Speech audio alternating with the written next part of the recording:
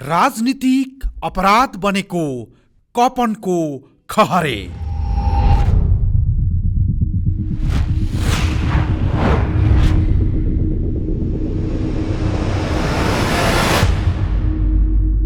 आज 3 जना मान्छे अहिले खसेछ र यो गगन थापा यो एरियाको भएर गगन थापाले पनि राम्रो काम गरेको छैन। 3 वर्ष हुन आँटो यो बनाउनु पर्दैन।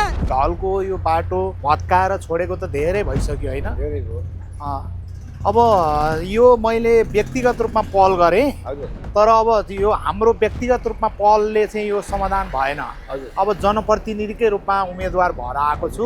अब तपाईँहरूको साथ सहयोग पाएँ भने नीतिगत रूपमा पहल गर्ने ठाउँमा नि पहल गरेर यहाँको समस्या हल गर्छु। हजुरको आशीर्वाद चाहियो मलाई। हजुरले चिताको कुरा हस् हस्।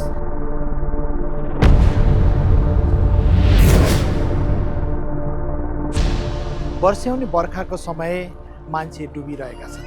यो दीर्घकालीन समस्या बनेको छ। बोलो खनेर भातबङ्ग बनाएर गन्ध बनाएर छोडेर गयो लुसिफरले, त्यही अवस्था चाहिँ नआओस्। तपाईँको साथ मेरो प्रयास यहाँको समस्या समाधान गर्नको लागि यो एउटा राम्रो कदम हुनेछ। म नेता बन्न आएको होइन, जनताको सेवक बन्न आएको।